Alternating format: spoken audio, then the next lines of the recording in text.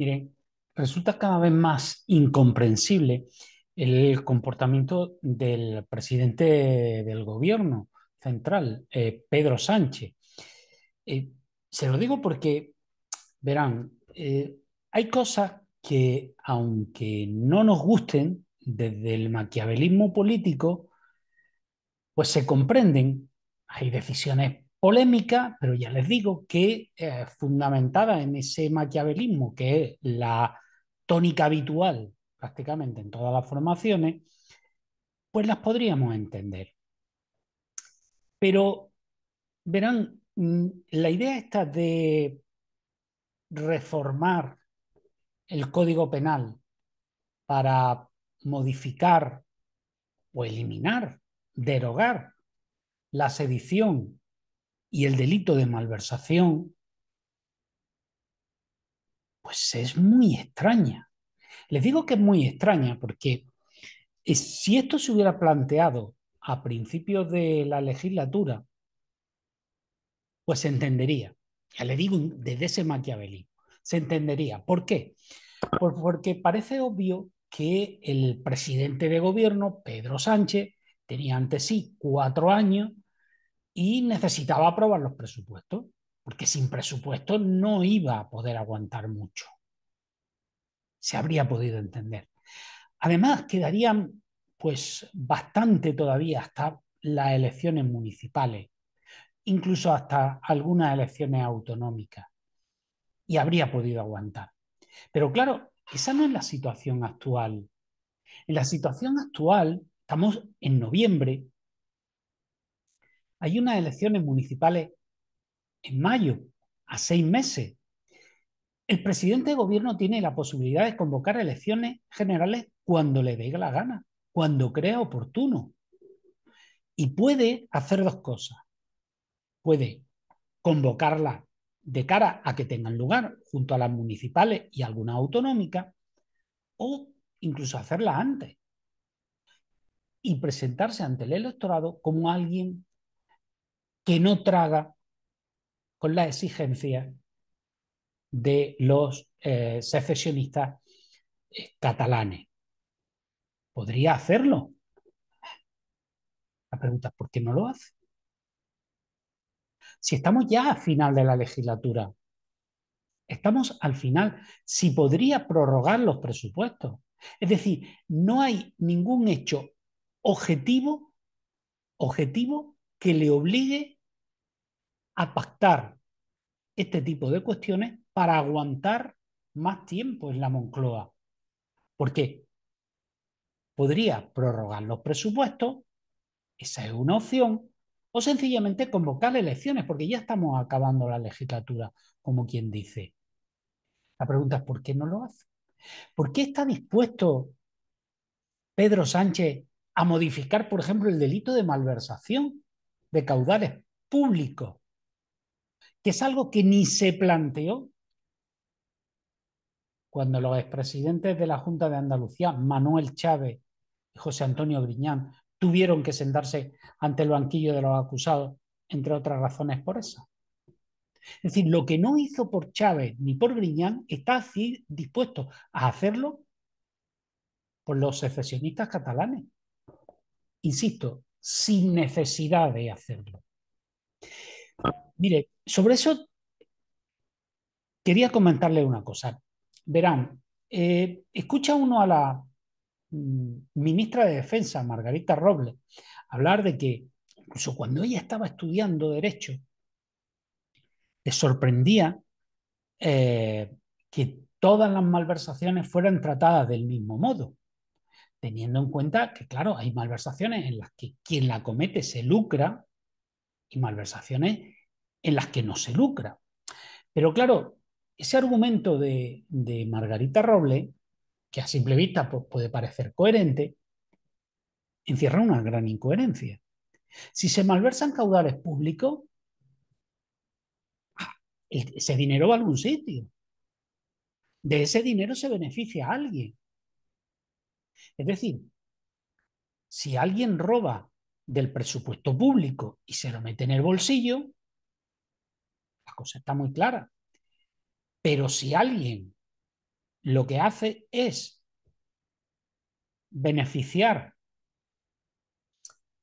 al sindicato amigo para que no le cree problemas y por lo tanto poder mantenerse en el gobierno, hombre, pues un beneficio sí que obtiene, como mínimo el de la nómina. Si lo que hace es que, por ejemplo, con dinero público se pagan sedes de partido, pues, hombre, un beneficio sí que se obtiene. Si con dinero público se paga una iniciativa de partido que va contra el ordenamiento jurídico, hombre, se ha gastado el dinero en lo que no se debe. Mire, le voy a reconocer, sin embargo, que es verdad que en ocasiones lo del delito de malversación pues tiene su aquel. Miren, cuando yo comenzaba con esto del periodismo, me tocó cubrir un juicio en el que los acusados era la práctica totalidad de una corporación municipal, de un municipio de Granada. Eran todos los concejales, incluido el alcalde, bastante mayores. Lo recuerdo también porque estaban todos sordos. Era curioso encontrar a 5 personas que no oían ni se tenían que acercar a 20 centímetros prácticamente del juez para poder escuchar las preguntas, pues sorprendía. Pero en fin, a lo que voy.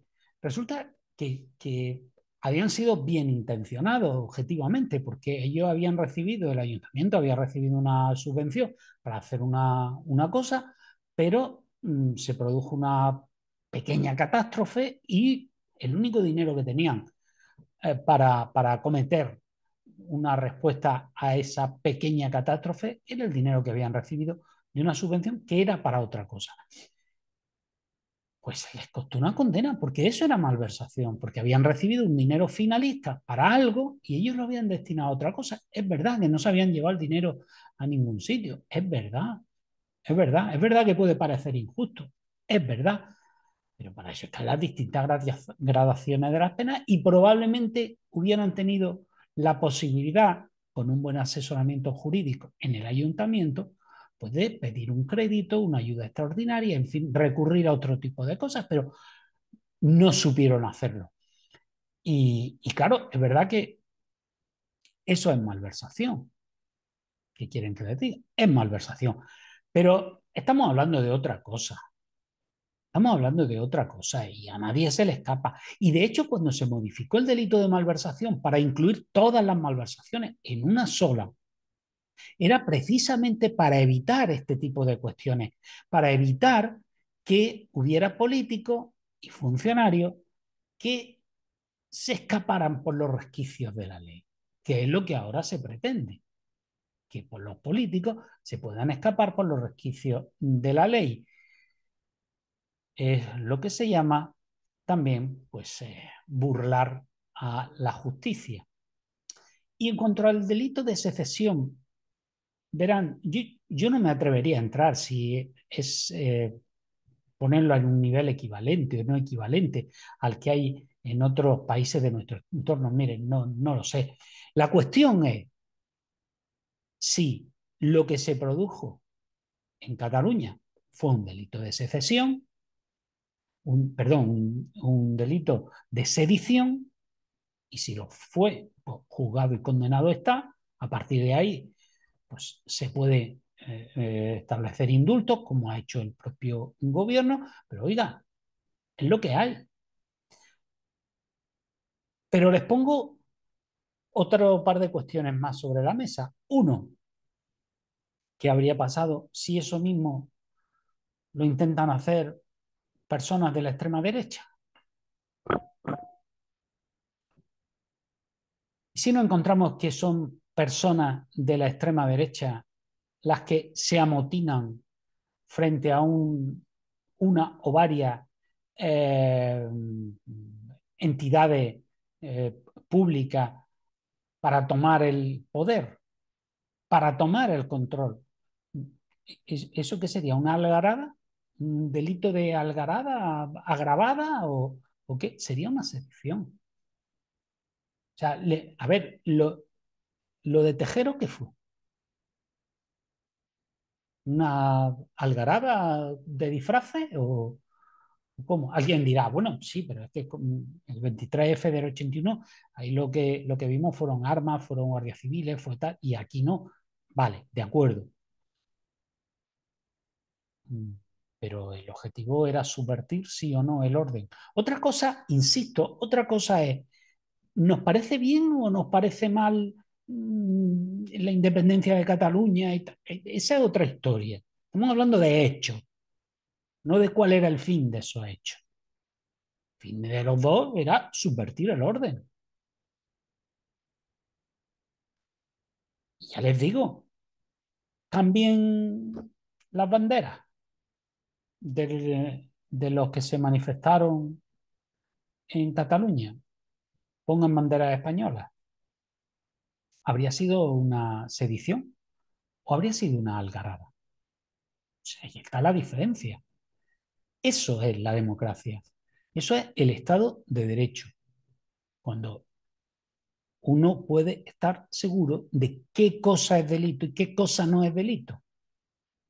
No, y los delitos no dependen de quien los comete, sino dependen principalmente de las víctimas. Por cierto, como a los que niegan la violencia machista se les olvida, lo que se atiende no es a que el agresor sea hombre, sino a que la agredida sea mujer. Hay una diferencia. Pero bueno, vamos al lío. La otra cuestión también es un poco de justicia. Un poco de justicia. Vamos a ver. Si Junqueras ha sido condenado por estos delitos y ha acabado en la cárcel, luego ha salido en libertad, ¿por qué Puigdemont, que ha hecho exactamente lo mismo con el agravante de que él era el presidente y se escapó como un cobarde? ¿Por qué Junqueras tiene que pagar más que Puigdemont?